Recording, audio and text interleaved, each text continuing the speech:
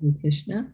We continue reading from Bhagavad Gita as it is, chapter 5, Karma Yoga, Action in Krishna Consciousness. Text 7. Yoga Yukto Vishuddhatma Vijitatma Jitendriyaha Sarva Bhutatma Bhutatma Kurvan Apina Lipyate. Translation and purport by His Divine Grace, A.C. Bhaktivedanta Swami Srila Prabhupada. One who works in devotion, who is a pure soul, and who controls his mind and senses is dear to everyone, and everyone is dear to him. Though always working, such a man is never entangled. So Krishna is continuing to speak to Arjuna about this divine knowledge. He's saying one who works in devotion, he's a pure soul. And he's the one who can control his mind and senses, a pure devotee. A pure devotee of the Lord has his mind and senses fully under control. And because he's working in devotion, because he has love for Krishna, he is dear to everyone and everyone is dear to him. And so although this person is engaged in all types of activities, these activities are not binding on him. He's liberated.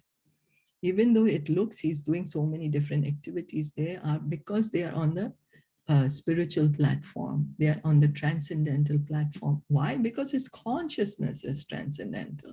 All depends on our consciousness. One who is on the path of liberation by Krishna consciousness is very dear to every living being, and every living being is dear to him. So one who is on the path of liberation by Krishna consciousness. So when we are trying to liberate ourselves by Krishna consciousness, then we become dear to every living being, and every living being will become dear to us. This is due to his Krishna consciousness.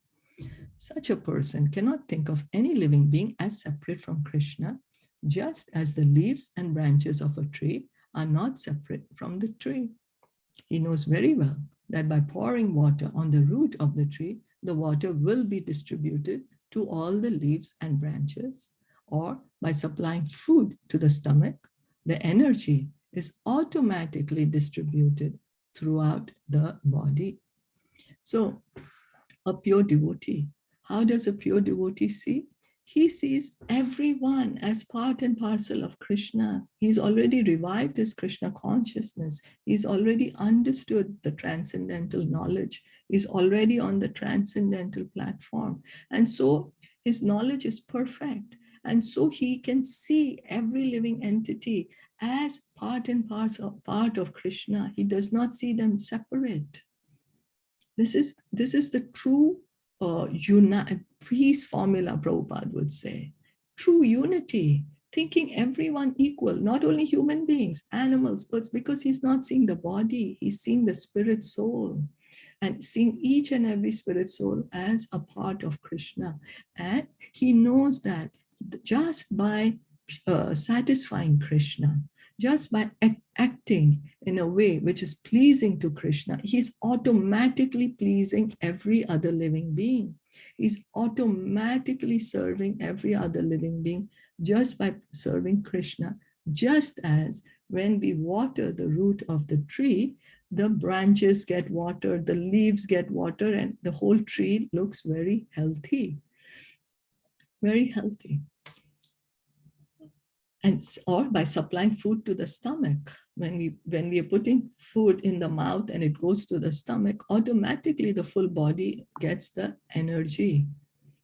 Because each and every living entity is part and parcel of Krishna, and a pure devotee understands it. He works in, and because he's working in Krishna consciousness, he's dear to everyone.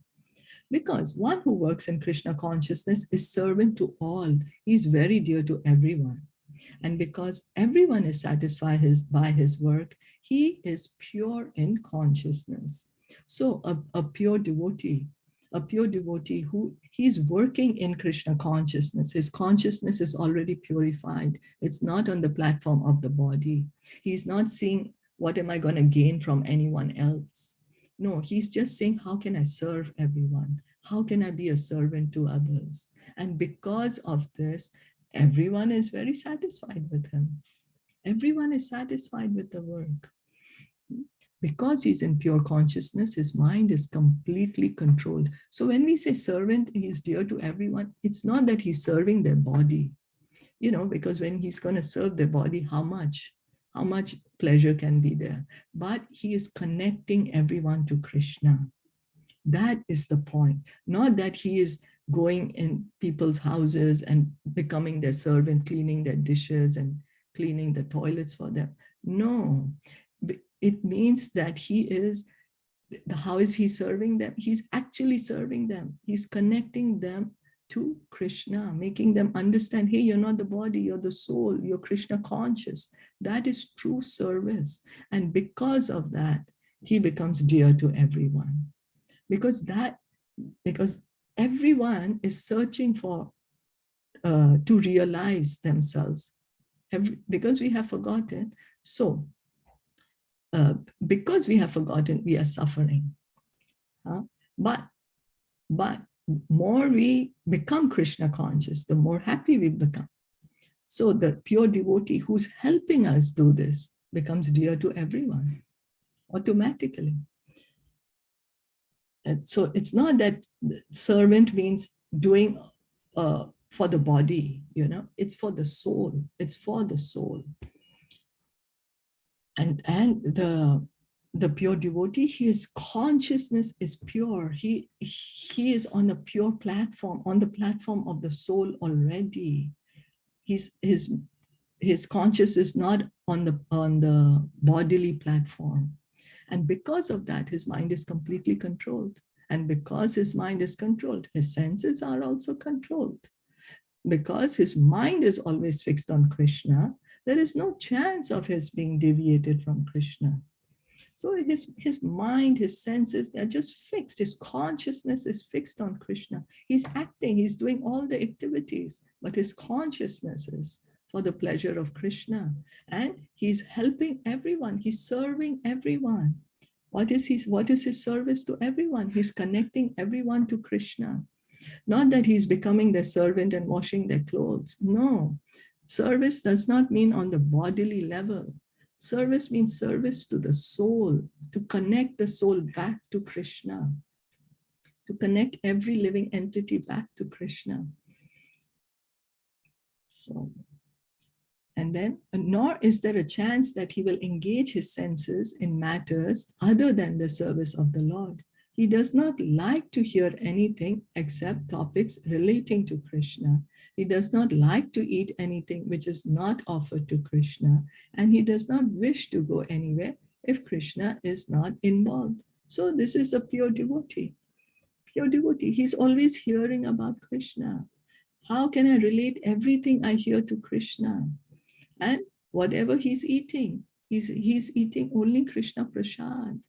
And wherever he's going, he wants to give Krishna consciousness to everyone. So it's not that he's sitting at home and not going anywhere. No, he goes everywhere and gives Krishna to everyone. And so it's not that he's not speaking. He's speaking, but he's speaking about Krishna to everyone. It's not that he's not hearing. He's hearing Bhagavatam, Bhagavad Gita. He's hearing how he can connect others to Krishna. So his senses are controlled because his consciousness is fixed on Krishna. A man of controlled senses cannot be offensive to anyone. So if a man's senses are controlled, why will he be offensive? Then one may ask, why then was Arjuna offensive in battle to others? Wasn't he in Krishna's consciousness? Arjuna was only superficially offensive because, as has already been explained in the second chapter, all the assembled persons on the battlefield would continue to live individually, as the soul cannot be slain. So spiritually, no one was killed on the battlefield of Kurukshetra. Only their dresses were changed by the order of Krishna, who was personally present. So because people will say, oh, a devotee is never offensive, but here we can see Arjuna, pure devotee, killing, he's being offensive. But here Prabhupada is referring to the second chapter where Krishna gives the knowledge of the soul, that the soul is never slain. So although they gave up the bodies, but the soul can never be killed. The soul is not killed. They are going to go. That soul lives individually. Soul always lives.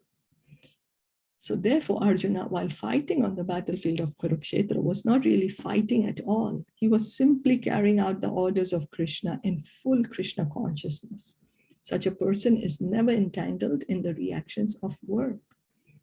So Arjuna, he did not have anything personal when he was fighting. It was not out of vengeance, but he was fighting because Krishna told him to fight. And that is Krishna consciousness. Now we might wake up tomorrow morning and say, I had a dream and Krishna told me to fight, and we go around fighting with people. No, that's the reason Bhagavad Gita is there for us. We have to understand the instructions of the Bhagavad Gita through the guidance of the spiritual master. We can't just make up things. Then we are acting out of our own mind on the mental platform. So that is the idea. And the people who died on the battlefield of Kurukshetra, they were looking at Krishna. They got liberated. They went back home, back to Godhead. So Arjuna, in fact, became an instrument for them to get liberated. That's how a pure devotee is. That his actions are always auspicious. Although apparently on a material level, it looks, oh, he's fighting. But what's happening? The soul, they're getting liberated. They're going to Vaikuntha. So he's serving them. He's serving them. That is true service. That is service to help others, to give Krishna to others. That is service. Is that okay?